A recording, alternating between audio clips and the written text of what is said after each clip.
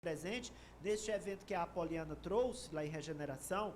Ele, pré-candidato a senador, aparece inclusive na pesquisa da amostragem, e a pré-candidata a deputada federal Fernanda Gondim estavam lá. Está feito o registro, Nel? Nel mantém a sua pré-campanha aí para senador da República pelo PTB.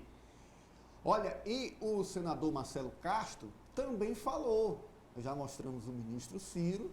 Eles não falaram um com o outro, mas falaram em separado. Nós já mostramos o ministro Ciro. Agora, a manchete do Ari traz Marcelo Castro. Marcelo numa análise aí bem... Vai, Ari. Marcelo numa análise aí bem ferina, porque em um dos trechos ele diz o seguinte... Ele diz, olha, eu perguntei para ele, basicamente, viu, Ananias, se quem vai decidir a eleição para governador no Piauí é o Lula. Qual é o peso do Lula para eleger o Rafael e derrotar o Silvio? Aí ele diz, olha, de 2002 até este ano, são 20 anos, ninguém se elegeu governador nem senador sem estar no palanque do Lula no Piauí. Tem a fala dele, Ari? Temos a fala. Vamos ver. Não tem exceção. De 2002 para cá, ninguém, absolutamente ninguém, foi eleito governador do Piauí ou foi eleito senador do Piauí sem que estivesse no palanque do Lula. Pode pegar todos os casos. Wilson Martins foi eleito governador do Piauí em 2010, no palanque do Lula. Aliás, o diferencial foi o Lula que gravou um vídeo com ele, que ele não crescia nas pesquisas, a partir desse vídeo ele crescia aos saltos. João Vicente Claudino em 2006, que derrotou Hugo Napoleão, porque ele estava no palanque do Lula. Elmano Ferrer, em 2014, foi eleito senador porque estava no palanque do Lula. Ciro Nogueira foi eleito em 2010, foi eleito em 2018, no palanque do Lula. Então, as duas vezes que ele foi eleito também no palanque do Lula. Finalmente, e eu fui também eleito, né?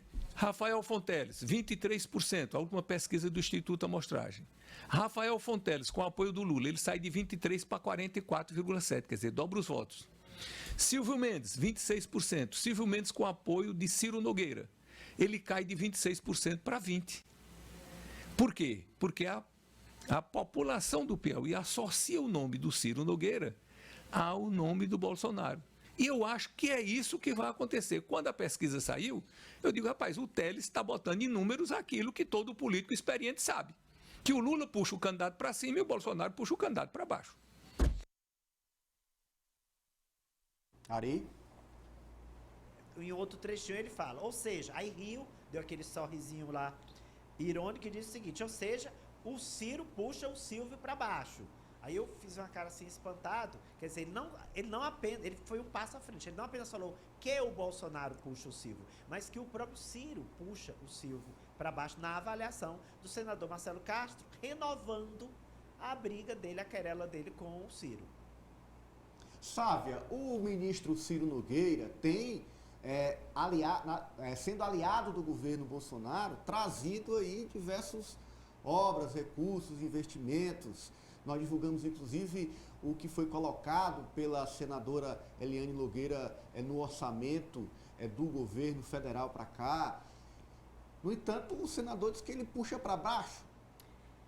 Ananias, a gente tem duas teses conflitantes e a gente não tem uma resposta definitiva, porque política não é matemática. Então, assim, ou os apoios são decisivos para eleger um candidato a governador, ou eles influenciam, mas não são decisivos. Se esse apoio for decisivo, então Rafael Fonteles, colado em Lula, tem grandes chances de ser eleito. Se não for decisivo, então Silvio Mendes, numa raia própria, que ele busca pelo menos não se vincular a Bolsonaro e não se vincular diretamente a Ciro, apesar de Ciro ser o grande articulador por trás de sua campanha, teria maiores chances. Agora, sim, a gente só vai saber quando as urnas forem abertas, mas o que o senador Marcelo Castro trouxe foi uma leitura histórica de que, na visão dele, ele traz esses dados, a influência nacional, quando o candidato a presidente da República, ele tem aí uma preferência significativa do eleitorado do Piauí, aí a gente já não está falando do eleitorado nacional.